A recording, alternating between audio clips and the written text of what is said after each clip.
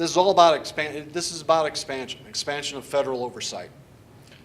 The administrator on Monday, on one hand said this is not an expansion, on the other hand said there are 60% of the nation's waters that aren't being covered by the Clean Water Act. How can you have it both ways? If there isn't an expansion, then why the need for the rule? EPA and the Corps obviously believe there's a serious gap out there. And again, that gap was formulated because of rulings dealing with wetlands. But now they've applied it across the landscape to all types of waters. From our perspective, there's no need for it. If this rule went away, nothing changes for us, including the level of protection we provide to Kansas waters. We have sufficient authorities and philosophies and approaches that our system was worked just fine. It forecloses the need for federal oversight. You can't get around case by case. The diversity in geography, the diversity in weather and climate that we see prohibits us from creating a blanket rule. So we need to basically reassert that there is no gap. Conversely, if the federal government thinks there's been a gap there, we'd love to hear it. We'd love to hear what we've been doing wrong. We don't know. We don't know. Because it escapes us that we've let things slide by. I got anything in this room? Just quick commentary. This is where I'm like you. This is all about, it isn't so much about a land grab. It's much more of, again, disruption into your daily life. That you got to fight through the federal bureaucracy, you get a letter, and then you got to produce paper to basically potentially prove a negative. I'm no different. I will get edicts come down from Kansas City saying you need to go out and establish the designated uses on these streams that you've neglected to look at over the past 30, 40 years.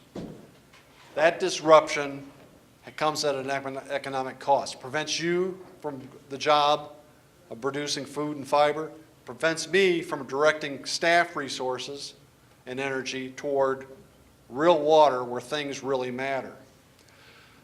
Again, EPA is an easy punching bag here. Again, and they've done it to it's self-inflicted because they're the face of this rule. But the Corps is right there with them.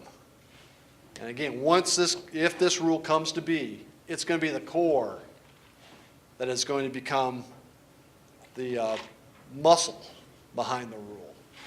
So don't let them off the hook either as you formulate your comment. Big one, and Ryan and I have had this conversation. You're handing out the postcards and all that. But let me tell you a couple things. That's good in terms of just kind of creating a sense of the volume of outrage that EPA will have. So they'll get a sense of the numbers, and then they'll move on. Because they'll read one, and they'll know every other postcard says the same thing. The message is going to be a lot. The volume's important. The message is not. That's why you need to utilize Farm Bureau, Chad Livestock Association, to have them craft a very Kansas-centric message. Not so much in terms of potential, this might happen, but in terms of this has happened. And it's only going to get worse because the door is kicked wide open by this new rule in terms of where the federal interaction with our citizens comes into play. So you rely on your organizations to carry the specific message. And it's going to be, and we talk, I don't know, what was the number, Ryan? 260,000 or something like that messages out there? It's a lot of noise out there. For us to be heard, we've got to craft a very specific, again, Kansas-centric message of saying, here's what the real impacts have been. And here's what's going to really happen to us. And again, it gets to this first point. It's disruption. How can you go about the business of agricultural production if you're busy filling out paperwork? And there are other aspects. Again, you've got, it isn't all, it isn't like EPA and the Corps are just basically benign on this. They will get into your business. Again, the Lois Alt situation in West Virginia. General permits for pesticides. Small scale CAFOs and how they operate. They all potentially can get swept up into this. And you can argue whether or not permitting is onerous or not. We tend to try to make it as efficient as possible and as least disruptive as possible. But it's also because we care, and it's also because we hear you. You take that a step removed in terms of the next level of government, they're oblivious to those types of things. And the final point, if there is something that's gone wrong in Kansas, love to hear about it, because we're not aware. In fact, we think we're one of the most progressive, protective states, especially given the fact that we're the 13th largest state in the country, and that 99% of our land is private, and that 90% of it is rooted in agricultural production. And land use matters, sure it does, but we take steps to try to minimize and insulate the impact of that land use on our water resources. Done a fair job.